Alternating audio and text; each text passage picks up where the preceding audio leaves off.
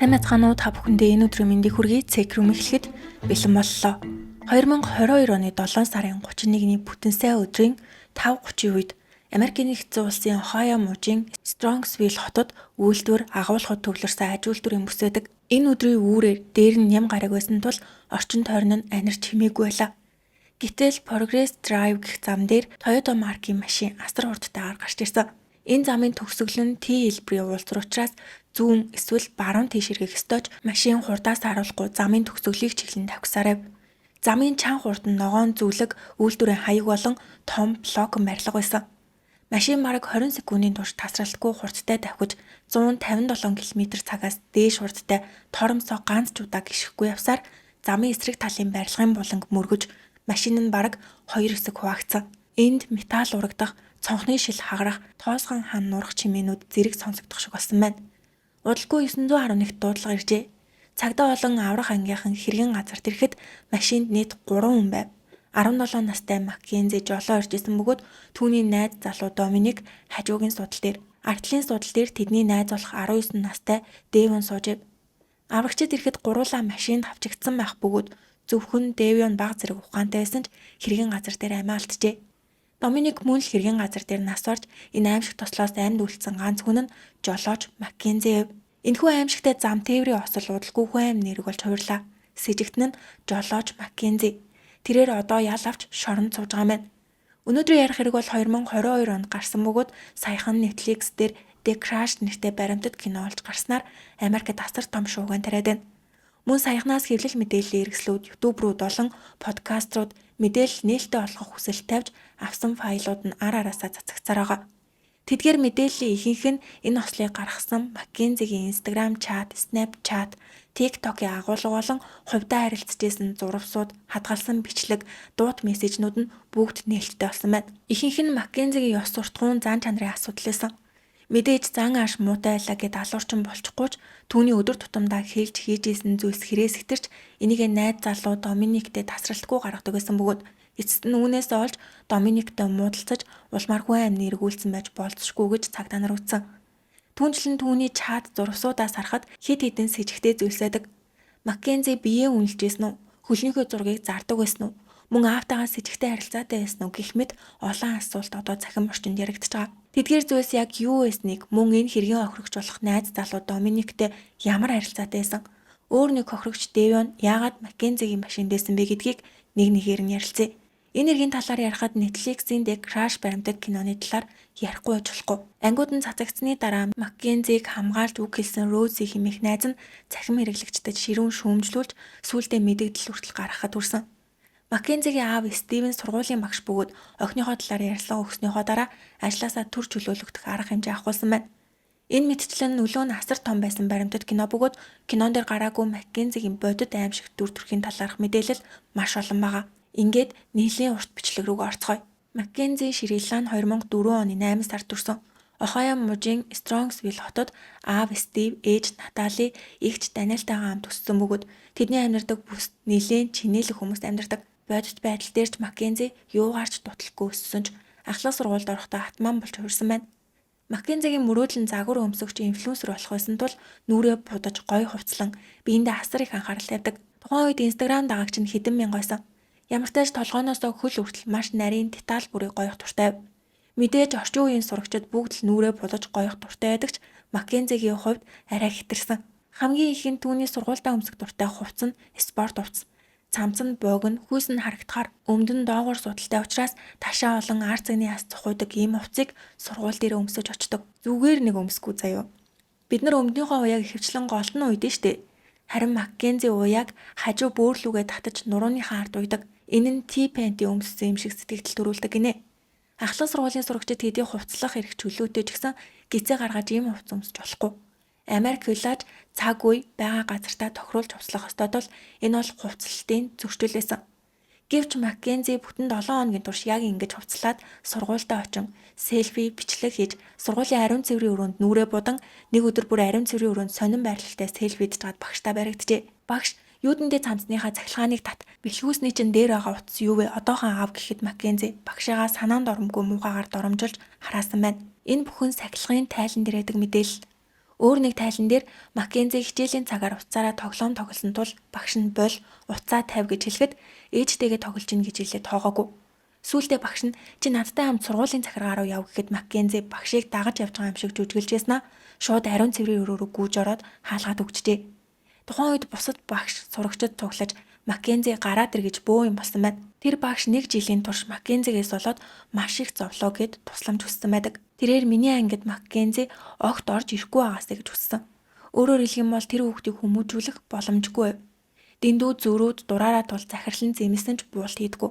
Харин ч харааж доромжлох бөгөөд тэр эсгийг уцаараа тасралтгүй бичиж авдаг. Багшийг хараад байхдаа багшаа та юу гэж хэлсэн бэ? Дахиад хэлдэ. Би энийг ээжтэй үзүүлнэ гэдэг. Энэ байдлаас болоод багш нар олон сургуулийн бусад сурагчид ч Маккензиг хэр дургуутдаг.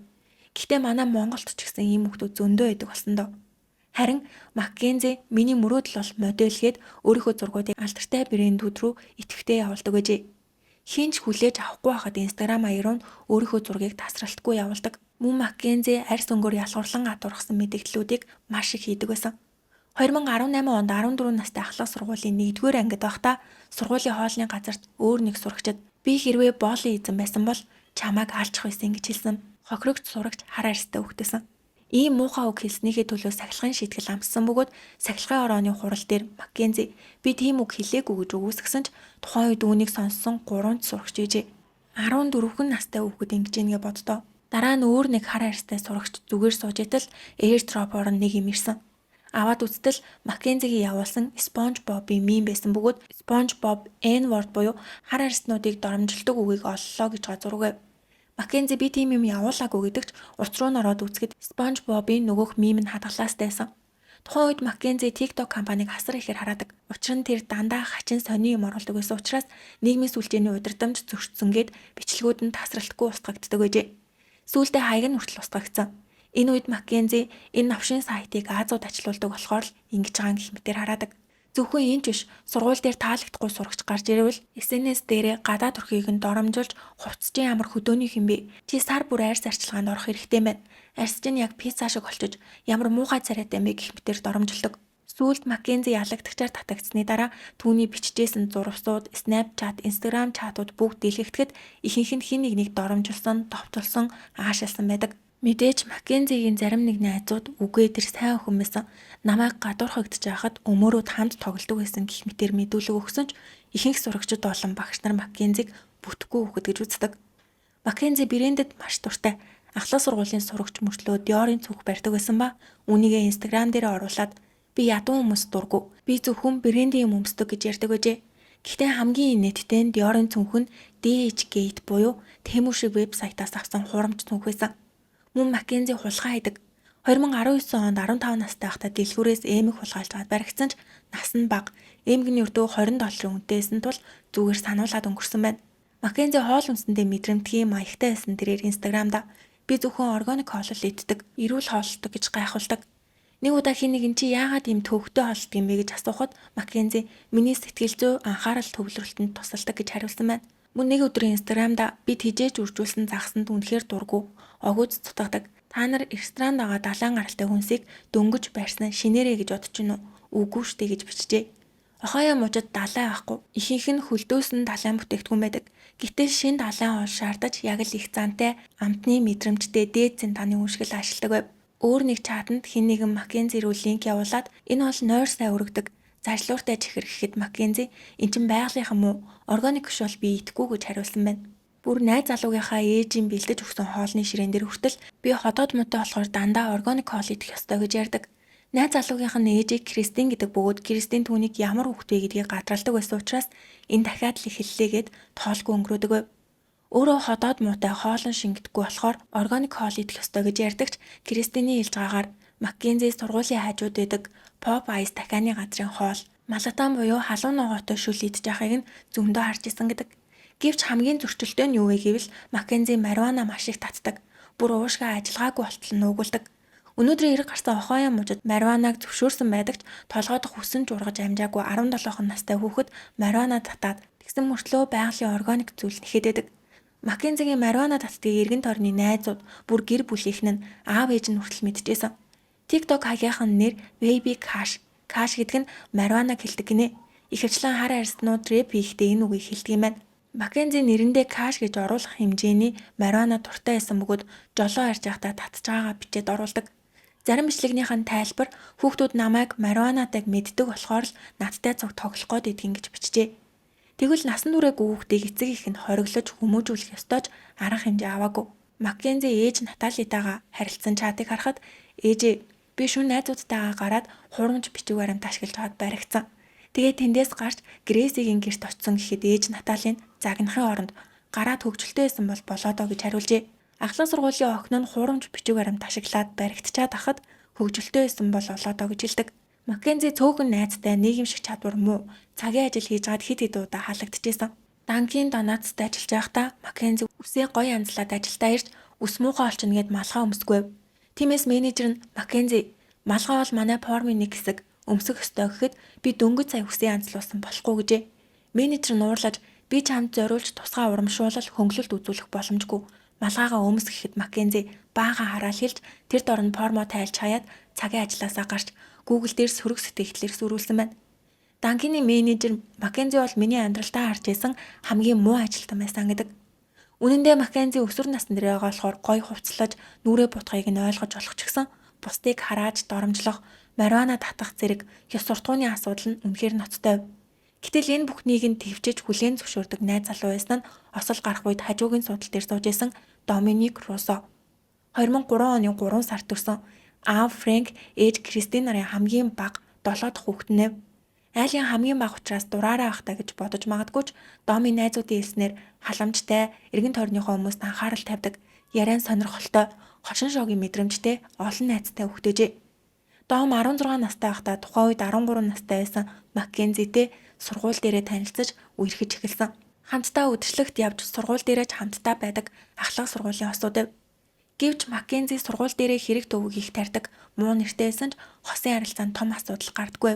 Маккензи Домын гэр бүлийнхэнтэй сайн харилцаатай байсан. Гэрт нь очиж хамт хоол идэж, заримдаа хонж унждаг. Ээж Кристинийн сүүлд шүүхтэр Маккензи бол манай гэр бүлийн нэг гишүүн шиг л хүүхдээсэн гэж мэдүүлсэн байдаг. Гэвч уулзаж эхэлснээс хойш 3 жилийн дараа тэд хамтран амьдраж эхэлсэн. 2021 онд Дом 20 настай ахлах сургуулаа төгсөөж хувийн бизнес эхлүүлэхээр бэлтжижсэн бол Маккензи ахлах сургуулийн төгсгөн ангид байлаа. Гэвч энэ наснд 2 хүүхэд хамтран амьдрна гэдэг байж боломгүй зүйлч хоёр талын эцгийг хоёулаа зөвшөөрсөн. Домын гэр бүл 2 хаустай. Тэр нь зэрэгцээ дөрилдэг. Тиймээс нэг байшинд нь Домын гэр бүл, нөгөө байшинд нь Дом Маккензи хоёр хамт амьдарчээ. Энийг хоёр талын эцэг их бүгд мэдчихсэн бөгөөд яагаад зөвшөөрсөн шалтгаан нь тодорхойгүй ч тэр хоёр яг л гэрлэх хосуучиг байсан гэж эцэг эхчүүд хэлдэг. Тухайн үед Маккензи сургууль дээр баахан эрэг тарьж марихуана татж байгаагаа Инстаграмд оруулж исэн. Мөн Домын гэрт пол дэнс хийдэг шон байсан бөгөөд тэнд үдшилэг хийхээр хүүхдүүд шон дээр бүжиглэж сүрэл болдог байв. Маккензи ч тэрийгэ бичлэг хийгээд оруулдаг. Тэр Инстаграм хаягийг нь Маккензигийн эцэг их дагдаг байсан гэж бодчих. Америк хэдий чөлөөтэйч яагаад тохноо ингэж хайж зөнд нь орхисон бэ гэх шүүмжлэл тасралтгүй гарсаар байгаа. Маккензи Домтой амьдарч байхдаа бүх санхүүгийн дэмжлэгээ түүнээс авдаг байсан. Дом түүнийг тижээж амьдрах байраар нь хангаж хувцсыг нь авч өгч бүр татах марихуанаг хүртэл авч өгдөг байлаа. Тухайн үед Дом ч гэсэн хуулиар марихуана авч болохгүй насн дээр байсан ч Маккензигээс арай ах болохоор хялбар олж авдаг байсан. Нэг өдөр Маккензи Инстаграм стори дээр цүнх авах линк оруулаад Дом руу чатаар энэ шин цүнхээ мөнгөлөг өнгөтэй гэж явуулсан. Дом яагаад Инстаграмд оруулж байгаа юм бэ? Хин нэг авч өгнө гэж бодоод байгаа юм уу? Энд чи ердөө $400 юм биш үү гэдэг. Удалгүй $3,500 үнэтэй гутлын линкийг шууд явуулдаг. Өөр нэг өдөр Дом руу мессеж өчөж би одоо их дэлгүүр тань гэх мэтээр харилцдаг. Мэдээж Дом бүгдийг нь авч өгч чадахгүй. Дөнгөж 20 настай. Гэвч Маккензи дандаа л Домд энийг хийж өг, тэрийг авмаар байна, авч өг гэж яг л зарцдаа тушааж байгаа юм шиг шаарддаг. Энэ бүхнийг сүүлд мөрдөн байцаагчид тэдний харилцан мессеж, Инстаграм DM, пост, сэтгэлдлүүдээс шалгаж тогтоосон. Бүр ахлах сургуулийн сурагчдын баярын даашинзны мөнгийг нь хүртэл Дом гаргасан байдаг. Дом дандаа найз охиноо инээлгээд сэтгэлийг нь сэргээж Маккензи баярлж ивэл тэндээс аз жаргал мэдэрдэг байсан ч Маккензи тийм байгаагүй гэдгийг найзуудынх нь мэдүүлэхээс харж болно. Домын найз хэлэхдээ Дом Маккензид брендинг цүнх авч өгсөн ч Маккензи тэрийг TikTok дээр оруулахдаа яг л өөрөө өөртөө авсан юм шиг өөрөө баян юм шиг гайхуулж бусад хүмүүсийг мөнгөгүй ядуу гэж шоолж доромжилдог байсныг нэг биш удаа харсан тул Маккензи руу чиний үрээд байгаа мөнгө чинь чиний олсон мөнгө биш. Тийм байхад яагаад хүмүүсийг басамжлаад байгаа юм бэ? Энэ мөнгийг чинь Доминик Бас аав ээж нь олсон юм биш үү гэхэд Маккензи шарандаа Subway ороод ажиллаа хий. Чи миний зиндааны хүн биш. Зурвас бичгээ бойл гэж хариулдаг. Ингэж хэн нэгний эрхэлж байгаа ажил эдийн засгийн чадамжаар нь доош нь хийж заагалдаг байв. Маккензи марихуанад донтож, домоос тасралтгүй нэхэж хүснийг нь биелүүлэхгүй бол санал хийсэн мессежнүүд бичдэг. Энэ бүх зүйл дараа нь гарсан эрхт маш чухал нөлөө үзүүлдэг бөгөөд бүгдээрээ хүн амны эрхтэй холбоотой. Нэг өдөр Маккензи Доминик руу чи ганцхан секунд ч болов амаа татсан бол миний юу хэлхийг сонсох байсан. Надад марихуана өгөх боломжийг чамд дахин нэг удаа олгоё. Үгүй бол асуудал үүснэ шүү гэж бичжээ. Марихуана өгөөч гэж гуйх биш. Надад марихуана өгөх боломж олгоё гэж дээрээс харцдаг. Харин Доминик чи дандаа муухай үг хэлээд ах юм аа. Би чамд зориуд ийм үг хэлж байгаагүй. Чи надтай зүг амралтаар явахгүй бас сална гэж хэлсэн. Энд чинь сэтгэл санааны хүчирхийлэл гэхэд Маккензи би өөрийнхөө мэдэрч байгаа зүйлийг хэлэх хэрэгтэй. Энэ нь чамд таалагдахгүй бол яаж чадахгүй. Надад 1 грамм марихуана үнгүй өгдөггүй үнтэй би яаж амралтаар хамт явах юм бэ? Би одоо чиний тэр хогшиг марихуанаг чинь авахгүй гэжээ. Өөр нэг чатанд Доминик Маккензи би чамд өглөөний 6 цагт марихуана татахгүй байхыг сануулсан. Чамд үнгүй авч өгдөг гэдэг нь чи хүснээрээ хязгааргүй татаж болно гэсэн үг биш. Чи одоо яг л гахаа шиг татж байна. Надад ч муухай хандж байна гэсэн байв. Чатнуудыг харахад хоёулаа буруутайж Доминик Маккензигийн эрүүл мэндэд санаа зовж аль болох тайван байдлаар Sweetie Honey гэх мэт үгсийг хэрэглэн тайлгаруулахыг хичээдэгч Маккензи хашгичж харааж дэлбэрч байгаа бөмбөг шиг аашилдаг. Мөн Маккензи Доминикийг бүрэн хянаж захирахыг хичээдэг байсан нь олон зүйл дээр харагддаг. Нэг өдөр тэд дахин муудалцаж Маккензи Дом руу Instagram чатаар би чам руу залгахад чи үнэхээр чухал ажилтай л биш бол 3 секундын дотор уцаа авах ёстой. Чи амьдралдаа тохиосон хамгийн сайхан зүйлээ алдахад ойрхон биш үү? Үүнийг яаж засахаа өөрийнхөө амаар хэл. 5 секундын дотор yes эсвэл no гэж хариул. Үгүй шууд блоклуулна шүү гэд секунд тоолж эхэлдэг. Энэ бүх ярианы уур амьсгалыг харахад Доминик яагаад загнуулж байгаагаа ч ойлгохгүйсэн тэрээр би 1 жилийн турш чадлаараа хичээсэн. Уцаа аваагүйгээс болоод ингэж байгаа мó гэж асуухад тодорхой хариулт өгөхгүй тэс өөр юм ярьдаг. Домын найзуудын мэдүүлснээр тэр хэд хэд удаа Маккензигээс салж исэн бөгөөд нэг өдөр ээж рүү нь охиноо аваарай манай гэрээс явахгүй байх гэж шууд хэлжээс удаатай. Гэвч эцэст нь дахиад л уулздаг. Мөн сална гэхээр Маккензи би үхэн хавцал дээрээс үсрэн гэх мэтээр сүрдүүлдэг. Өөрөөр хэлэх юм бол Маккензи яаж игээд Доминикийг хажуудаа ойлгохыг хүсдэг вэ? Шалтгаан нь хайр, донтолт эсвэл мөнгө ч гэж болно. Доминик тийм баян биш ч гэсэн 17 настай охины хүссэн зүйлийг авч өгөх хэмжээний боломжтой байсан. Гэтэл хэрэг гарахаас 6 сарын өмнө буюу 2022 оны ихээр тэдний амьдардаг гэрт олон хүүхдүүд цуглаж үдшилэг хийжээ.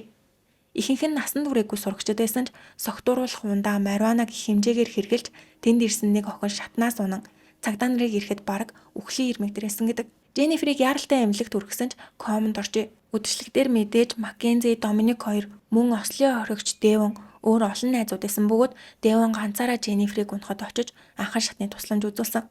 Бусад найзууд нь бүгд цугцсан байна. Тэд бүгдээрээ ахлах сургуулийн сурагчид дээрээс нь марихуана татчихсан болохоор 911 дуудлага өгөхөөс өмнө гэртээ арийгээд цугтжээ. Асуудал нь Дженнифер шатнаас яаж унсан бэ гэдг нь тогтоогдоогүй. Сүүлд Snapchat дээр хүүхдүүдийн харилцаан зурвасыг харахад Дженнифер тийм ч их согтоогүй байсан гэхээр хэн нэг нь тоглолцоход мөрөгцсөн юм шүү. Зөвхөн хүнд байсан болохоор унсан байж магадгүй гэх мэтээр яг юу болсныг хинч тайлбарлаж чадахгүй. Гэвч цаг хугацаа өнгөрөх тусам хүүхдүүдийн дунд цуй арай гарсан нь Маккензи Дженниферийг түлхсэн юм шүү гэх баримт тотлохоогүй яриалаа. Гэвч энэ цуй яриа Маккензигийн чихэнд хүрч тэр Инстаграмда намайг буруутай гэж бодож байгаа хүмүүс одоохон миний аягнаас зайл. Та нарыг манай гэрт ирж үдшилэг хийхийг зөвшөөрсөн байхад биднийг буруутгалаа. Би цагдааж дуудсан хийх ёстой бүхнийг хийсэн. Үхэж далд орцгоо гэж бичжээ. Гэвч энэ нийтлэлийг наривчлаад харуул Маккензи би бишээ. Би Дженниферийг түлхээгүй. Надад хэцүү байна гэх мэт үг огт бичээгүй учраас цуй арай улам газар авч сүүлдээ Доминикийн ээж Кристиний чихэнд хүрдэг. Кристин Маккензиг сайн мэдэх тул цагдаагийн байгууллагад мэдээлэл өгчээ. Учир нь энэ осол Кристиний эзэмшлийн байшин гарсан тул мэдээлэл хүрэхтэй. Хүүхдүүдийн дунд Маккензи Дженниферийг түлхсэн гэсэн яриа гараад ийн гэснээр цагдаа нар шалгалт хийсэн ч Маккензи үүнээс болоод яллагтагчаар татагдах юм уу баривчлагдсан зүйл байхгүй. Ингэж Дженниферийн эрэг энгийн нэг хосол байсан уу хэн нэгийг түлхсэн үү Маккензи холбоотой байсан уу гэдг нь тодорхой болоогүй. 2022 оны 5 сард тосол гарахаас 2 сарын өмнө Маккензи Доминик хоёр дахин муудалцжээ. DM-ээр хэрэглэж байгаа Доминик уурлаж Маккензи руу войс явуулсан байна. Маккензи үүнийг сонсонгоо яг л влог хийж байгаа юм шиг бичлэг хийж Доминик надад ингэж уурлаж ийн гэж бичлэг болгон үлдээсэн байна. Доминикийн хэлсэг намайг уурлуулах үг хэлэх юм бол би шууд машинаа зогсооно. Хаанах нь хамаагүй. Тэр дор нь чамайг буулгана. Тийм болохоор намайг уурлуулах үг огт хэлж болохгүй. Дунд нь хараалын үгс орсон байсан ч харьцангуй тайван бахирч хашгичих. Чамайг алын шүү гэж занал хэлж ууралсан олоо биш. Болоорой би ууралж байна. Намайг битгий уурлуул гэж тайван байдлаар ярьж. Anything comes out your mouth that's gonna be disrespectful, instigating, or anything at all, like I'm whipping this car over and you are getting the out immediately. I don't care where it is. Do not say anything that could piss me off, okay? You know what the Үүний дараач ДМ-ээр үргэлжлүүлэн муудалцаж Доминик чамтай ярилцахад үнэхээр хэцүү байна гэсэгтээ ярилцгаа болиё гэжээ. Домиг хүсэж байгаа зүйл маш тодорхой. Надад муухай үг хэлсэндээ уучлалтгүй. Тэгвэл чи гэртээ ирж болно. Хоёулаа ярилцъя гэж хахад Маккензи шал өөр зүйл ярьж Дом руу видео дуудлага хийсэн ч уцаа аваагүй тул бүр галзуурч тасралтгүй 10 удаа залхажээ. Жолоо барьж байхдаа Дом уцаа авахыг хүсээгүй бөгөөд дахин ДМ-ээр Маккензи уучлалтгүй. Хэлсэн бүх үгэндээ уучлалтгүй юм бол асуудал шийдэгдэнэ. Тэхийг хүсгүй байгаа бол хэсэгтээ гэрт битгий ир. Би ганцаараа баймаар байна гэжээ. Гэвч Маккензид уучлалахгүй бодол огт байсангүй. Өөрөөр хэлэх юм бол Маккензи Домыг яаж игээд өөрийнхөө дураар байлгадаг, хэлснийг нь сайн сонсдог, марвана авч өгдөг, залхахаар шууд авдаг, хараас нь ч бүгдийг нь твчдэг, тийм найз залуу байхыг хүссэн ч санснаар нь болохгүй. Домын зан чанар дэндүү тайван ярилцаж уучраа олох гэж хичээдэг болохоор Маккензи улам уурлаж галзуурдаг. Одоо та нарт Маккензи Дом хоёртой хамт явж исэн өөр нэг найзыг танилцуулъя. Дэвион Планаган хэргийн өөр нэг хохирогч 2022 онд 19 настай байсан. Адилхан Стронгсвилл ахлах сургуульд сурдаг байсан бөгөөд анх Домын найз байсан ч Маккензи Дом хоёр дандаа хамт явдаг байсан тул Маккензитэй ч гэсэн танилцжээ. Дэвион 8 настай байхдаа эцэг ихтэй үрчлэгдсэн. Маш сайн эцэг их байсан бөгөөд хайраар тутаалгүй өсөжээ. Дэвион спортод дуртай ахлах сургуулийн Америк хөл бөмбөгийн багт running back хийдэг. Мөн суралцах хугацаанд сурагч багшаар цагийн ажил хийдэг байсан тэрээр эх жил ахлах сургуулаа төгсөөд Барбар коллежид орохоор төлөвлөжээ. Эрэгтэй өсчин болох мөрөөдөлтэйсэн. Мөн эргэн тойрны найзуудынх нь хэлснээр Дэвион үнэхээр сайн хүн байсан. Netflix-ийн баримтат кинонд ч Дэвионы талаар дурсах нь олон гардаг. Маш сайн хүүхэд, дэндүү зөөлөн, эрч хүчээр дүүрэн, хаанч байсан найзуудаа тухтай айлгадаг. Хүүхдүүд би Дэвионы найз гэвэл би биетэйгээ шууд найзууд болчдөг. Өөрөөр хэлэх юм бол сургууль дээрх жинхэнэ инфлюенсер бол Маккензи биш, Дэвион нэсэн гэдэг. 2022 оны 7 сарын 31-ний өглөөний 9 цаг 43 минутанд Дэвион Live 360 мег аппликейшн ашигладаг. Залуучууд ихэвчлэн өсвөр насныхаа найзуудынхаа байршлыг хуваалцдаг. Чи одоо хаана байна гэж асуух шаардлагагүйгээр байршлыг нь шалгах боломжтой бөгөөд өмнө нь явсан зам, маршрутын түүхэн ч үлддэг. Бүр явсан хурд нь хүртэл харагддаг учраас гэрлүүгээ алхаад явчлаа, машинаар явлаа, дугуйтай явлаа гэдгийг хурднаас нь шууд шалгаж болно. Энэ өдөр Дэвионы найзууд Live 360-ыг хартал нэг л сонирн байв. Өглөөний 10 цаг болох жоохот Дэвионы байршил Стронгсвилл хотын цагдаагийн газар руу чиглэл хөдөлдөг. Ням гарагт Дэвион сэрж амжаагүй унтжаах ёстой байтал яагаад хөдлөөд байгаа юм бэ гэд удалгүй дахин хартал цагдаагийн газар дээр байршлан зогссон. Найзууд нь хоорондоо ярилцжгаад энэ апп дээрээс Дэвион цагдаагийн газар очихоос өмнө ямар маршрутаар явсныг хөөж хартал үүрийн 5:30-д ямар нэгэн зүйл болсон гэдгийг мэджээ. Хамгийн түрүүнд Дэвионы байршил Progress Drive гэх зам дээр зогссон байв. Гэтэл энэ бүс нь хөл хөдөлгөөнтэй гудамж биш, орон сууцны бүс биш, аж үйлдвэрийн зам байсан. Товчхондоо агуулгах, үйлдвэр, офис гэх мэт байгууллагууд төвлөрсөн бүс. Том ачааны машинууд холигдог, эргэн тойронд нь юу ч байхгүй, сүлжээ дэлгүүрч байхгүй, шөндөө гэмт хэргийн бүс болж хуурдаг газар. Найзууд нь Дэвионы энд ирсэн хурдыг хараад цочирсон. Мэдээж машинаар очсон байна гэж утсан ч хурд нь 140 км/цагаас дээш явахаас гадна Дэвионы байршил Pipeline компани гэх барилга дээр зогсон нь баталгаажжээ. Найзууд нь апп дээрээс энэ сонирн байдлыг илрүүлэхээс өмнө буюу өглөөний 6:15-д 911 дуудлага ирж машин барилга руу орчлоо. Замын боржуурыг даваад замын тэмдгийг мөргөөд барилгыг мөргөчлөө. Машин сүрсэн байна гэжээ. Цагдаа нар хэргийн газар ирэхэд хэдийнэ нар мандсан байсан тул орчин тойрон нь тод байв. Машин хэлбэр дүрсээ алдаж эргэн тойронд нь хилтерхий задарсан эд зүйлс тарсан нь яг л дэлбэрэлт болсон газар шиг харагддаг. Тухайн үед цагдаа нар түргэн тусламж хүлээх зураа энэ машинаас арай гайгүй харагдчихсэн жолоочийн суудлын цонхыг тогшиж миний дуу сонсогдож гин үгсэн ч ямар ч хариу байсангүй. Жолоочийн суудлал дээр Маккензи исэн бөгөөд Дом жолоочийн хажуугийн суудлал дээр хэвтэж Дэвион түүний дээрээс давхралтан унсан байв. Цагдаа нар эдгээр хүүхдүүдийн халаасыг ухаж иргэний үнэмшгийг нь гаргаж хартал Дэвион байгааг хараад эн чинь Стронгсвилл ахлах сургуулийн Америк хөл бөмбөгийн тамирчин мэжтэй эцгээдэг. Jesus Christ.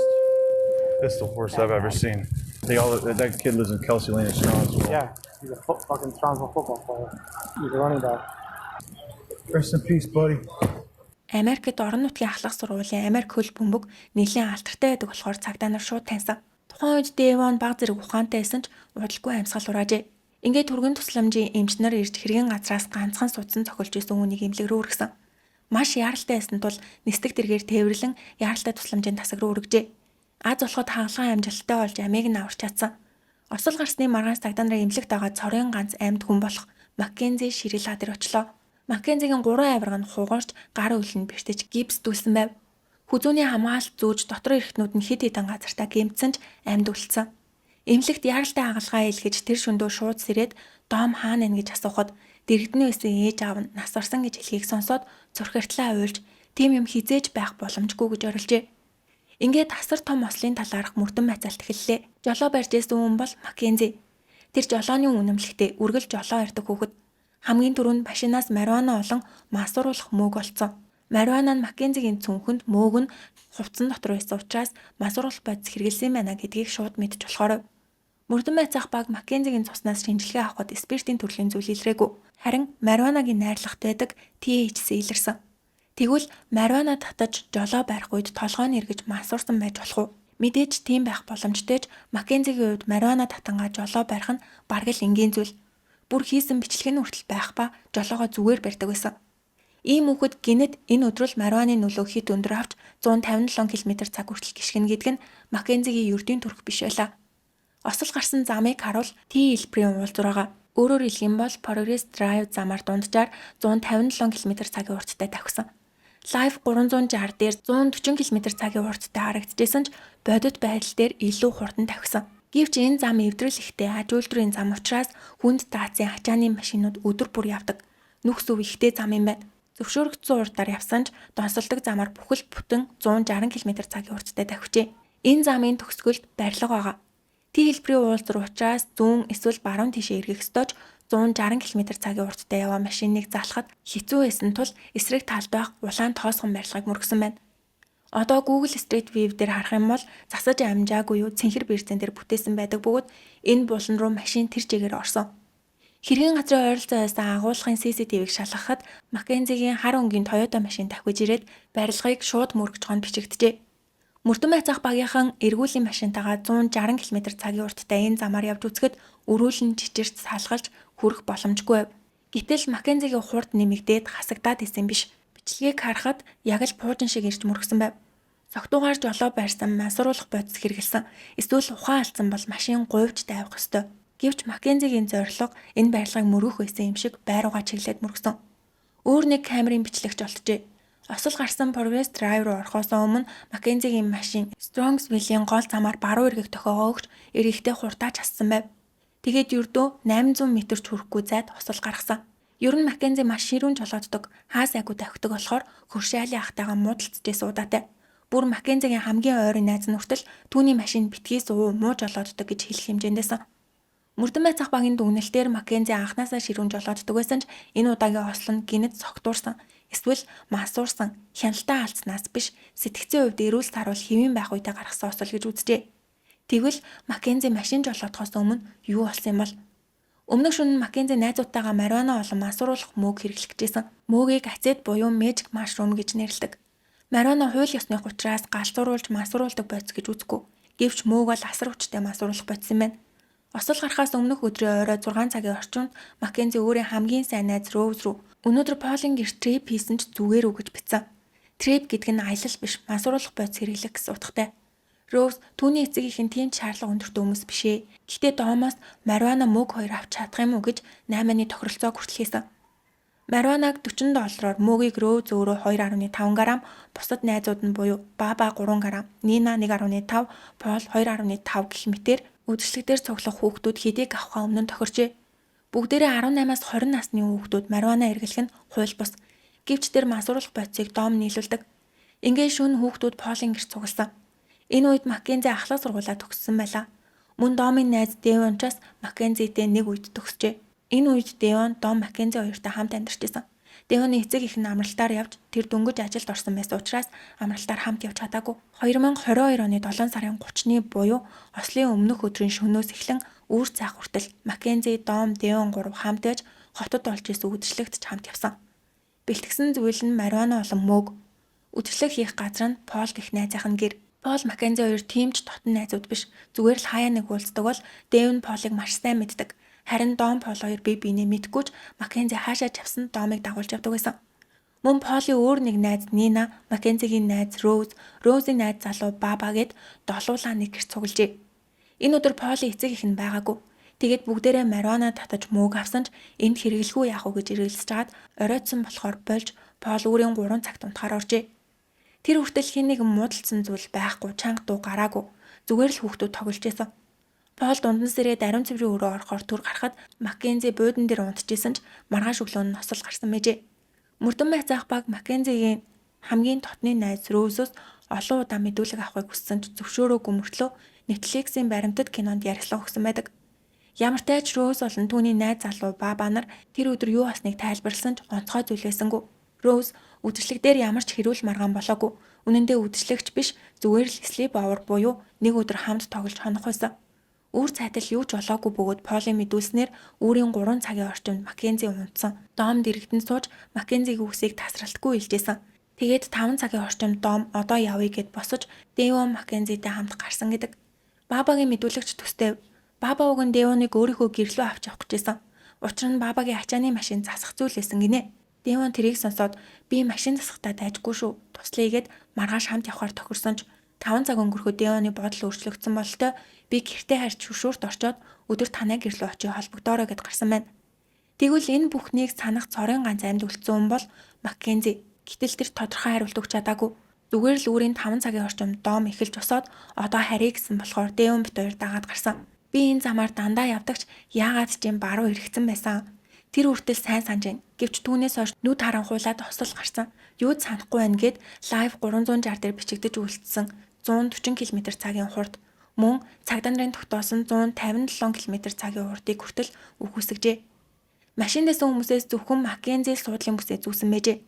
Мэдээж үүнийг зүгээгүй хүмүүсийнх нь буруу гэж бодож болох ч гэсэн уг нь Маккензи ердөө үед бүс зүүхгүйгээр жолоо барьж байгаа зураг авч цахимаар цацдаг байсан мөртлөө яагаад энэ өдөр ганцаараа бүсээ зүүсэн бол дараа нь мөрдөн байцаах баг ингэж тайлбарласан. Маккензи Ослын өмнөх 800 метрийн зайд хамаг хурдаараа тавьсан бөгөөд аюултай тул өөрөө бүсээ зүүжээ. Тэр үед Дом Дэвон хоёр Маккензиг болиулах гэж оролдохдоо зүүжсэн бүсээ хүртэл тайлж өрүүлээс нь татаж Маккензигийн хөлийг хаазнаас нь сугалах гэж хичээсэн ч хэдийнэ оройтсон. Өөрөө жолоо барьж хоёр найз нь нас барсан бол Маккензигийн хийж чадах зүйл юу вэ? Ганцаараа амьд үлдсэндээ гимшиж санаан зовх ёстой ч эмнэлгээс гараад ердөө ганцхан 7 хоногийн дараа концерт үзгээр явжээ. Би энэ бүрийн эдгэрсний дараа биш. Тэрэгэнцрээ түрээд богино шорт, дээгүүрээ тод өнгийн бикини өмсөж, үсээ хоёр дэвш нь боожгоод найзаараа тэрэгэнцрээ төрүүлээд явж байгаагаа TikTok болон Instagram дээр оруулдаг. Түүнд гимжсэн шинж огт харагдаагүй.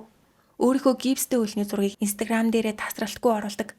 Хаяа гарч гисэн өвдөж ийн гэд гарныхаа зургийг тэрэгэнцэр дээр сууж ээжэнд хүрээд явж байгаа бас нэг зураг. Snapchat дээр видеоч үлдээсэн. Энэ орон Маккензигийн TikTok-ын дагагчид бүр их нэмэгдсэн байна. Өөрөөр хэлэх юм бол олонний анхаарал дуртай Донтон өөрийнхөө юу хийснэг ч бодохгүй инфлюенсер болох гэж жүжиглэжээ. Бүр эмнэлэгт хэвсэж авах хугацаанд моделийн агентлагтай хүртэл холбогдсон цагтл бичлэлцэж модель болсон. Гэвч үүнийг Instagram дээр бүгдийг нь нээлттэй харуулж исэн тул таагүй хүлээж авах хүмүүс байсан бөгөөд сөрөг сэтгэл үлдээж DM-ээр чи тэгэхэд яагаад хурдан хэтрүүлсэн бэ? Хүн алах гэж хийсэн үү гэхэд Маккензи нэг бүрчлээ хариу бичиж сүрж уурлан тэрийг нь цаадах хүн нь Instagram дээр нээлттэй мэдээлж Маккензигийн SNS баргаж шатдаг. Тиймээс үүнийг харж ирсэн нэг найз нь чи үнэхээр муухай харагдаж байна. Яагаад хүүхэд чиг загнаад байгаа юм бэ гэхэд Маккензи хүмүүс надад муухай үг хэлээд штэ гэх мэтэр өөрийгөө муухай үг сонсчоо хохирогч гэдэг. Мөн моделийн агентлагтай харьцаж байгаад нь Домын үеэл уурлаж үннийг хэлэхэд маш олон хүмүүс надтай адилхан бодолтой байгаа. Чиний модель хийх чинь ийм үед чухал юм уу? Би юу ч ойлгохгүй нуур урж яах гэхэд Маккензи би хосол гарснаас хойш юу ч хийж нийтлээгүй гэж худлаалдаг. Тиймээс үеэл нь Instagram дээр гарсан Маккензигийн моделийн зургийн скриншотыг харуулхад би ийм юм оруулаагүй. Моделийн ажилд анхаарахгүй байгаа гэдэг. Үеэл нь өөр нэг зураг харуулсан. Энэ нь юу байсан бэ гэвэл моделийн агентлаг Маккензигийн зургийн дор бид чиний зургийг цааш нь нийтэлж болох уу гэж асуухад Маккензи болон түүний ээж болно гэж хариу бичсэн байв. Маккензи гэхдээ би тэр зургийг өөрийнхөө стори дээр оруулаагүй. Нас орсон Дом намайг аз жаргалтай хэвийн амьдралаар амьдраасаа гэж хүсэж байгаа гэдэг. SNS дээр тухайн үед оршуулгын зарлаас олж хохирогчдын ар гэрийнхэн GoFundMe нээсэн. GoFundMe бол хандив авдаг платформ. Маккензи өөрийгөө тийм олон дагагчтай инфлюенсер гэж боддог бол линкийг сурталчилж өгч болох байсан ч өөрийнхөө хөлний зураг, концертын дээр очисон зургаа оруулж ирснаа гинэт би дахин хизээч дурлахгүй. Би үрд доомих байх бөгөөд түүний төлөө амьдрана. Түүний дуртай байсан хоолыг идэж, хувцсыг нь өмсөж, дуртай газарт нь очиж амьдрана. Тийм болохоор л концерт руу явсан гэдэг. Энд Дэоны талаар ямар ч дурсан зүйл байгаагүй. Маккензи хэргийн газар руу эмгэнэл илэрхийлэхээр очсон. Тухайн үед барилгын урт талын зөвлөгөн дээр хүмүүс чихмэл тоглоом, идэх юм, цэцэг тавьсан байжээ. Тэнд Маккензи ээжтэйгээ хамт нэг лонх текила бариад тэрэгцэртэйгээ очдог бөгөөд ээж нь текилаг тэнд тавьдаг. Дом дуртай байсан гинэ. Тэгснээ үүнийгээ TikTok дээр засаад бичлэг болгож оруулдаг. Can you ring the bell? You just hit it. Хохирогчдын ар гэрэхнийг хамгийн их зовоосон зүйл бол Маккензи Домын болон Дэоны гэр бүлийнхэн рүү зогсолтгүй DM илгээж зурвас бичиж уцтаж амар заяаг нь үзүүлэхгүй зовоодог. 2022 оны 9 сарын 20-ны өдөр хэрэг гарснаас хойш сар ахсын хугацаа өнгөрөөд хахад Домын үеэл рүү "Сайн уу? Чи намайг үзэн ядсан ч би ойлгоноо. Би ч гэсэн өөрийгөө үзэн ядж байна. Зүгээр л чамаас уучлалахгүй гэсэн. Үүнийг миний буруу гэж бодохгүй байгаасаа гэж хүсэж байна. Өрөвдүүлэх гэсэн юм биш шүү" гэдэг. Маккензигийн хамгийн ихээр зовоож дарамтлсан хохирогчдын ар гэр бол Домын ээж Кристин Руссо. Кристин хүүгээ алдаад гашуудж явах оронд Маккензи тасралтгүй холбогдож "Надад үнэхээр хэцүү байна. Өдөр бүр уйлж байгаа. Хоёулаа хамтдаа давж гарцгаая. Хайртай шүү. Би эндээс гарвал танд зориулж бугуурч ээж өгмөр нь. Намайг хармааргүй байна уу? Зүгээр дээ, би ойлгож байна. Намайг үзэн ядж байгаах гэд уйлж байгаа юмаж хэлгэн. Дараа нь би эмнэлгээс гарчлаа. Гэхдээ хүнд ч дийлэрээ.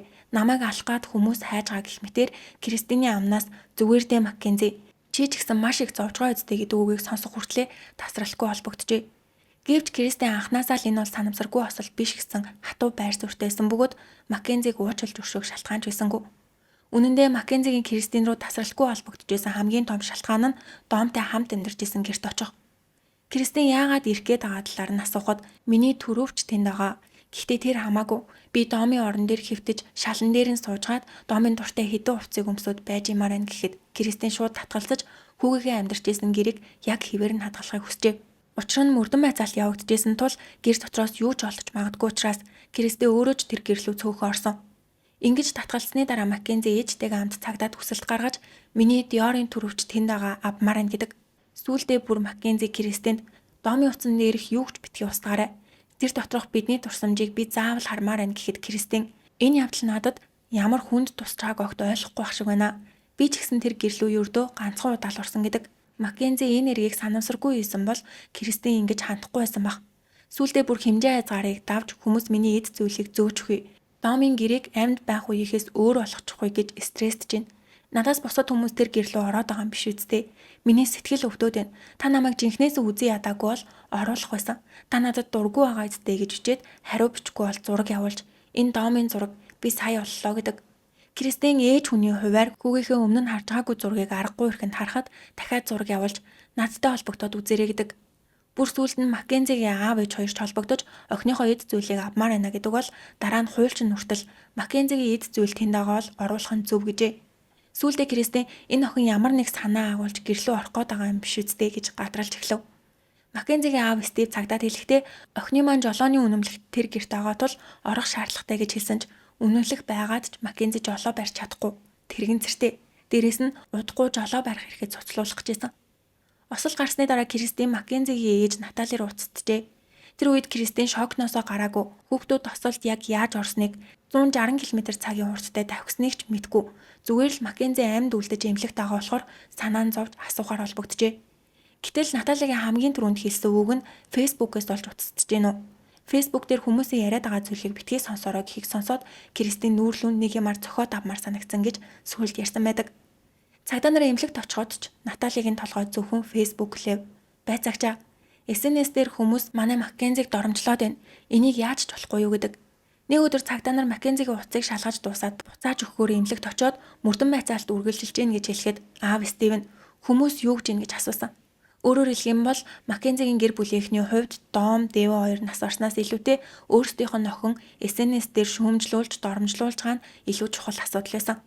Тухайн үед мөрдөн байцаах баг залуухан 2 чүн нас орсон эрэг болохоор зүгээр л хосол гэд хэргийг хаахад хэцүү байсан. Яг энэ үед Домын ээж Кристин маш чухал мэдээлэл өгдөг. Эхнийх нь Домын утсан дээр исэн бичлэг бөгөөд Маккензи байшингийнхаа гадна Дом дотор найз нь бичлэг хийж авчээ. Маккензи салгаа зарлаж Дом тгий гэж хүлээж авсан ч Маккензигийн хүссэн хариулт биш байсан болохоор Домын машиныг зурна хаалгыг нэвдэнэ гэж занл хийлдэг. Ийм нөхцөлд эрэгтэй эмэгтэй хоёрын байр солигдсон бол шууд сүрдүүлэг гэмт хэрэг болох байсан баг. Үүнээс гадна өөр бичлэгүүд ч олон байсан бөгөөд ихэнх бичлэгийг Дом өөрөө хийсэн байдаг. Мөрдөн байцаах багийнхан Домыг сүрдүүлэгт өртөжсэн болохоор бичлэг хийж үлдээсэн гэж үтсэн. Цагдаа нар Домын найзтай ярилцлага хийхэд Маккензи Домоос салах юм бол амиа орлоно гэж байн ярьдаг байсан болохоор Дом энэ нэрүүлгийг баримт олгож үлдээхийг хүссэн гэжээ.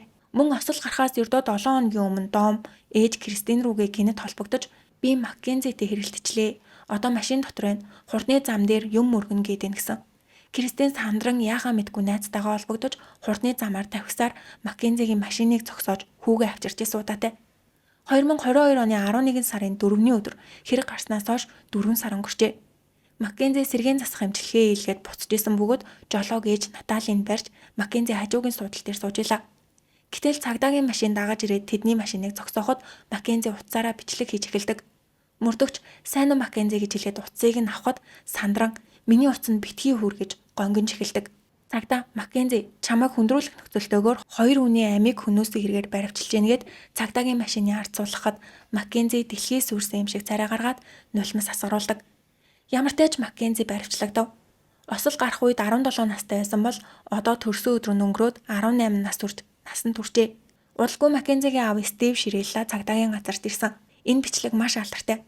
Стив цагаан үстэй сахалтай энгийн хувцалсан байв. Охиноо баривчлагдсныг сонсоод яар сандран ирсэн бол тоо. Стив уг нь багш тэрээр цагдаагийн газар галзуурсан юм шиг хашгичаж охинтойгоо ярмаар байна. Өмгөөлөгч та нарыг миний охинтой огт ярьж болохгүй гэсэн. Би тогтгошоо ороод охиндоо юу ч ярьж болохгүй гэж хэлнэхээр цагдаа нар руу бичиг ирсэн бол ирсэн гэж хэлэх ёстой үстэй. Яагаад бусдын гэрээ уудэнд нуугдж чад баривчилж байгаа юм бэ гэдэг. Энэ бичлэгийг харсан хүмүүс үнэхээр аавын охин мөн байна гэцгээдэг.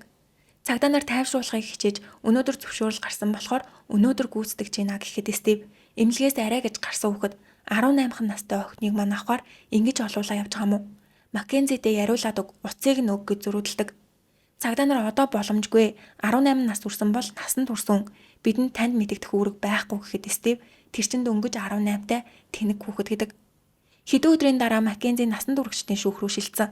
Анх 17 настай байхад нь гарсан хэрэг учраас насанд хүрээгүйчүүдийн шүүхэд оцсон боловч 3 өдрийн дараа энэ бол насанд хүрэгчдийн шүүхийн хэрэггээд шилжүүлсэн байна. Тэгээд өнөөх алдартай Маккензигийн эрүүгээ тулсан зураг гарсан. Энэ ямар газар байсан бэ гэвэл Маккензиг үргэлжлүүлэн цагтан хорих уу эсвэл барьцаагаар суллах уу барьцааны мөнгө нь хэд байх вэ гэдгийг шийдэх ажиллагаа байсан. Маккензи зөвхөн цахимаар оролцож шүүх танхимд хохирогч Домын ээж болон Дэвоны ээж гарч үг хэлжээ. Шүүгчээ Маккензиг суллах юм бол манай бүс нутгийн бүх хүмүүст аюулд орно. Одоогийн барьцааны нөхцөлийг хэвээр нь үлдээж өгнө гэдэг бол прокурорч муу адил барьцааны мөнгийг хэвээр нь үлдээх ёстой. Энэ бол санамсаргүй осол биш. Санаатайгаар хийсэн үйлдэл гэдэг. Энд хохирогчдын ар гэрийнхэн байхад Маккензи цахимаар оролцож явахдаа эрүүгээ тулж үсээ засаад дайггүй гарч ийн үгүй юу гэдгээ шалгадаг. Энэ хэсгийг үзсэн Америкийн ард түмэн бүр бухимдаж энэ одоо мисс шалгаруулах тэмцээнд орж байгаа юм уу? Хөөхөн царайлах гэж хичээлээ гэцгээсэн. Прокурор Маккензи хүн амны нэрэг болон хүндрүүлэх нөхцөлтэй танхаарах хэрэгээр ялжээ. Энэ бол зам тээврийн осол биш. Домыг алгах зорилгоор машинаа зэвсэг болгон ашигласан. Ард нь сууж исэн Дэвон тэдэнд ямар ч цаад болоогүй. Зүгээр л ачаа мэт үзэгдсэн гэж дүгнсэн бөгөөд үүнд олон баримт нотолгоо. Тэдгээрээс хамгийн чухал нь машин доторх EDR буюу хөдөлгөөний бичлэг хадгалагч байсан. Онгоцны хар арьсаг шиг машиныг яаж жолооцсныг тэмдэглэж үлдээдэг. Үүнийг шалгаж үзэхэд Маккензи осол гарахын өмнөхөн хаазыг тултлан гიშгсэн бөгөөд үүнийгээ 10 орчим секундын турш үргэлжлүүлсэн байжээ. Энэ оронд Тормсыг ганц ч удаа гიშгээгүй. Хурд нь цагт 160 км хүртэл өссөн байсан. Энэ нь хяналтын камерт ч үлдсэн. Мөн тэр хугацаанд Дом руу илгээжсэн зурвсууд, дууд шуудан бичлэг зэргийг үзэхэд Маккензи Домыг хэд хэд удаа заналхийлж өмнө нь ч машинаараа мөргөнө гэж ярьжсэн нь ил болжээ. Түүнчлэн шүүх хурал дээр шинээр нэмэгдсэн баримт гэх юм бол Маккензигийн GPS-ийн тэмдэглэлийг харахад хэрэг гарахаас 3 өдрийн өмнө ослын газарт урьдчилан очсон нь тогтоогдсон. Мэдээж тохиолдлоор өнгөрч исэн байж болно. Анхнаасаа ашигладаг зам нь нэсэн гэж тайлбарласан болохоор. Гэвч прокурорын зүгээс Маккензиг урьдчилан судалгаа хийсэн гэж үзсэн. Харин Маккензи болон түүний гэр бүл өмгөөлөгч нар түүнийг жолоо барьж байхдаа Поц хам шинжийн улмаас ухаалцсан гэдэг. Поц гэдэг нь мэдрэлийн тогтолцооны эмгэг юм байна. Поцтой өвчтөн гинэт босох үед зүрх нь маш хурдан цохилж тархинд очих цус дутагдсанаас болоод толгой нь эргэж нүд нь харанхуйлах зэрэг олон шинж тэмдэг илэрдэг бөгөөд хүндрэх юм бол ухаан алдаж ундаг. Гэвч поцтой өвчтөн болгон заавал ухаан алддаггүй гэвэл үгүй. Маш ховор тохиолдолд ухаан алддаг гинэ. Хэрэг гарахаас 5 жилийн өмнө буюу 2017 онд Маккензи поц гэсэн он шавж исэн. Тэр үед 11 настай байсан бөгөөд галт тогооны өрөөнд ухаан алдаж ээж нь эмнэлэг авч очиход эмч эм бичиж өгөөд поц гэж оншилсан байна. Түүнээс хойш дахин ухаан алдаж унаагүй. Шинжилгээний бичигч байхгүй. Зүгээр л Маккензигийн ээж Натали тэр үед эмч поц гэж хэлж исэн. Тиймээс Маккензи зориуд хааз гişээгүй гэж эсрүүцдэг. 2023 оны 8 сарын 14-нд Маккензигийн шүүх хурлуулж тангарагтны шүүгчгүйгээр шүүх хурлаар оржээ. Энэ нь өмгөөлөгчийн талаас гаргасан шийдвэр бөгөөд Маккензигийн өмнө нь хийж исэн бичлэг марихуана татаж жолоо барьсан хурд хэтрүүлсэн зэрэг тангарагтны шүүгчдэд дийл болох юм бол маш ашиггүйсэн. Баримт нотлохооноос илүү тангарагтны шүүгчид Маккензигийн сэтгцийн байдлыг илүү нухацтай авч үзэх болов уу гэж бодоод ганцхан шүүгчтэй шүүх хурал сонгосон байна. Гэвч шорон руу буцаж очиод ээжтэйгээ утсаар ярихдаа хүмүүсийн царай цусыг шүүмжилж доогдсон байжээ. Шүүхийн утасны яриа бүгд чагнагддаг. Ялангуяа шүүх хурал явагдаж байгаа үед прокурорын газар юу ярьсныг нь байнга шалгадаг гинэ. Ингээд Маккензи хүн амны эрхт буруутай тогтоогдож 15 жилийн дараа суллагдах боломжтой бүх насаар нь хорихол авсан. Гэвч одоо шоронд байхдаа гаргаж байгаа зан ааш асуудлуудыг нь харуул суллагдах боломжтой гэдг нь эргэлзээтэй. Хохирогчдын ар гэрийнхэн мэдээж буруутай тогтоогдсонд баярлж гаж шаналлыг нь арилгаж чадахгүй гэсэн байр суурь илэрхийлжээ. Харин Маккензигийн гэр бүл манай охин хизээд санаатаагаар хүн алаагүйгээд 2023 онд ял авмагцаал давж заалтах өргөдөл гаргасан бөгөөд 25-26 онд ч дахин хэрэг шийдвэрлүүлэх хүсэл гаргасан боловч Ohio мужийн шүүх хэлцгээс шууд татгалзжээ. Гэвч энэ хэрэг одоо ч дуусаагүй. Шүүхийн шийдвэр гарсан.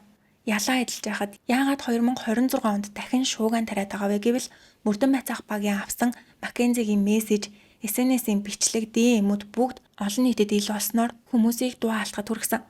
Аавтайгаа тохиромжгүй харилцаатай байсан байж болцшгүй. Биеийн үнсэн гих сэжиг, хөлний зураг, хүүсний зураг зарж исэн. Шүүгэр дайдаа хайж исэн гэх мэт маш олон яриа. The Crash баримтад киног харахад Маккензи нүдэндээ нулимс цэглэгнүүлэн би ч гэсэн маш хэцүү байна. Өдөр бүр өвдөж шаналж гин гэж ярьдаг. Кинонд аль болох төвийг сахиж Маккензи болон хохирогчдын ар гэрээхний байр суурийг тэнцвэртэй харуулахыг хичээсэн ч үр дүн нь маш сөрөг байв.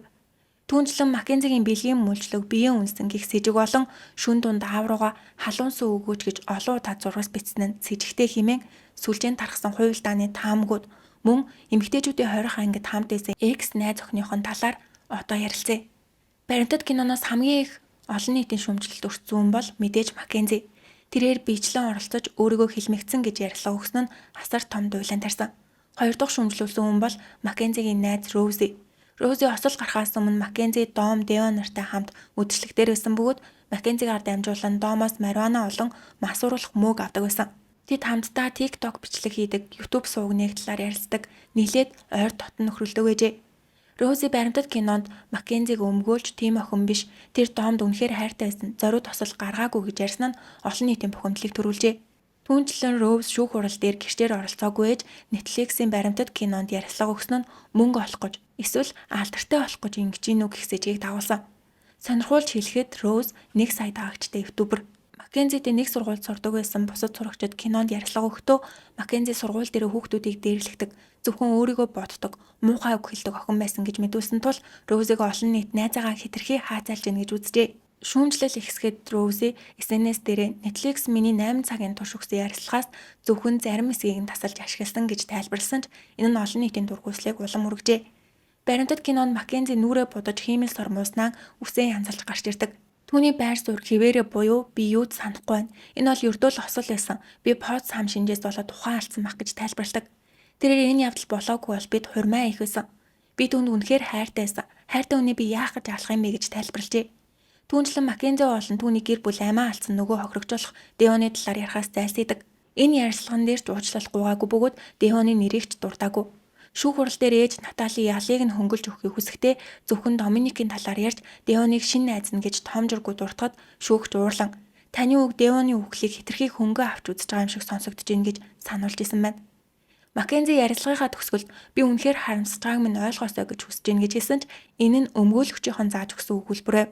Баримтат кинонд Маккензигаас дутхгүй их шүүмжлэлт дагуулсан хүн бол түүний аав Стив. Тэрээр өмгөөлөгчийн зөвлөгөөг аваагүй нэлтээсэн бөгөөд Маккензи шиг охин яаж гарсныг одоо л ойлголоо гэх хариу үйлдэлийг олон нийтээс авахд хүрчээ.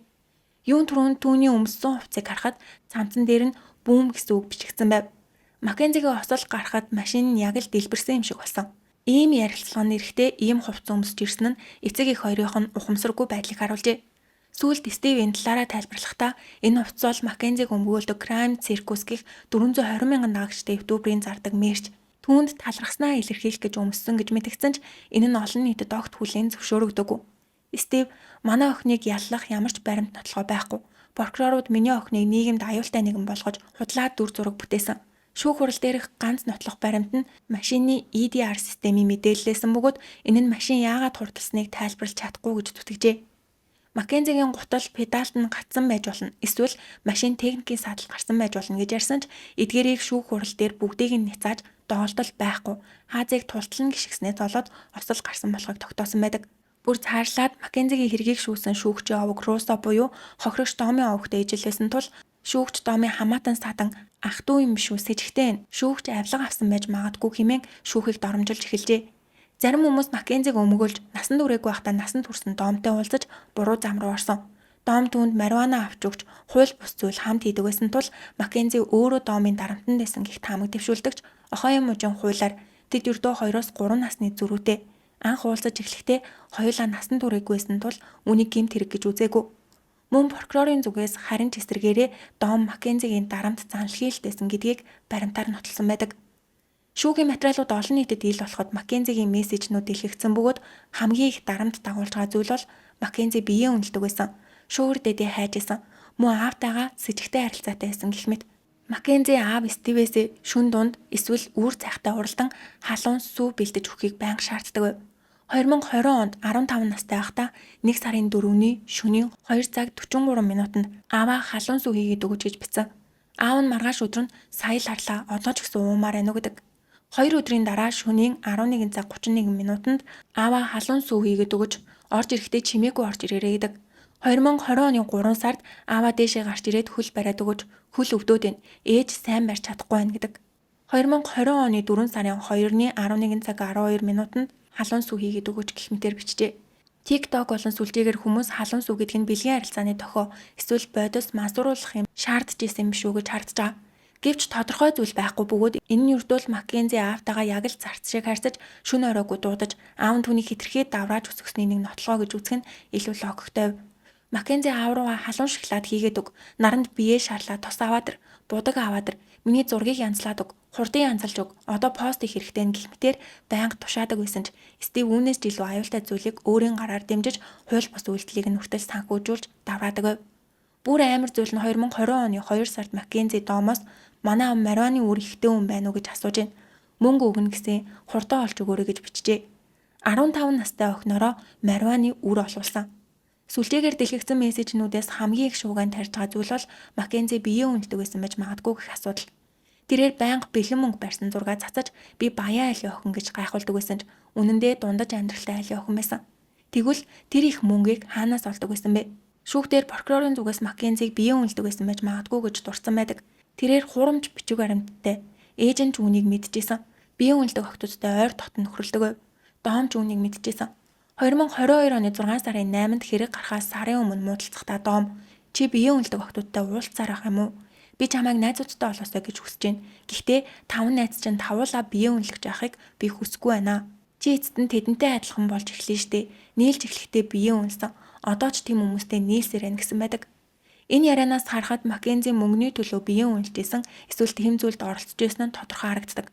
Түүнчлэн Маккензи хөлнийхөө зургийг зарна гэж ярьдаг байжээ. 2022 оны 1 сарын 5-нд Маккензи Домд би шүүгэр дэдээ олоод хөлнийхөө зургийг зараад амьдарчиж чадна гэж бичсэн байдаг. Баг зэрэг муутгаараа л Домыг уучлалт гуйхыг шаардаж гуйхгүй шүүгэр дэдээ олно хөлнийхөө зургийг зарна гэж сүрдүүлдэг. 2022 оны 6 сарын 8-нд Дом би чамд хайртай. Гэхдээ өмнө нь чи тэр эмэгтэйтэй нийлж чамайг нэг залуутай биеэ үнэлэхэд зуучилж өгсөн биздээ гэх мэтээр Маккензиг биеэ үнэлсэн гэж дахин сануулхад Маккензи үгүй зөвхөн хөлөөл бариулсан гэж өөрийгөө өмгөөлдөг. Дахин хэлэхэд Маккензигийн биеэ үнэлсэн эсгийг цагдаагаас тусгаалan шалгаж тогтоогоогүй ч прокурор шүүхэд Маккензигийн биеэ үнэлсэн зуужилсан байж болзошгүй эдгээр мессежнүүдийг нотлох баримтаар гаргаж өгсөн байдаг. Зөвхөн мессежч биш, Instagram-аар хүртэл эмэгтэй хүн гэдгээ ашиглаж мөнгө олохыг хүссэн яриа байдаг. Найз нь надад ганц 2 шүүгэр дэдэ эрэхтэй нь гэхэд Маккензи надад хөлөнд минь донтдог 1 шүүгэр дэдэ байсан ч болоосоо гэж хариулсан байдаг. 2022 оны 4 сарын 1-нд Марк гэх залуудын эмээр хүүснийхээ зургийг явуулж чадах уу гэхэд Маккензи хэдийг өгөхий гэжээ. Залуу тусгал сайтай маш ойроос авсан зураг $10 гэхэд Маккензи ядаж $30, манай найзууд $50 зардаг гэдэгч тохиролцож чадаагүй. Хүүсний фетиштэй хүн бас байдаг юм байна. Мөн 2022 оны 3 сарын 20-нд нэг залуу 7 хоног бүр $600 аваад онлайн шүүгэр бэйби болох уу? Бэлгийн харилцаа байхгүй зүгээр л онлайн гэхэд Маккензи том үсгээр сайн байна уу сонирхож байна. Гэхдээ энэ үнэн гэдгийг яаж мэдэх вэ гэж хариулжээ. Цагдаа нар Маккензигийн утсыг шалгаад нүцгэн зураг бичлэг ихээр олсон ч тэдгээрийг мөнгөөр зарсан эсэхийг нотолж чадаагүй. Тэгвэл Маккензи одоо шоронд яаж амьдарч байгаа юм бол? Баримтат киноны ярилцлаган дээрээ би энд өдөр бүр маш хэцүү байна. Өдөр бүр илүү сайн хүн болохын тулд хичээж ямар ч асуудал үүсэхгүй амьдарч байгаа. Цохилт бүртээ Дом, Деон нарыг боддог гэж маш хүнд нөхцөлд байгаа мэт ярьдаг. Гэвч бодит байдал дээр шоронд өөрийгөө гойж, будаж, хиймэл сормууснаа үсээ хэлбэрт оруулж селфи зураг авдаг. Маккензи Ohio мужийн Мерсвилл дэх эмэгтэйчүүдийн засан хүмүүжүүлэх газарт ял эдэлж байгаа.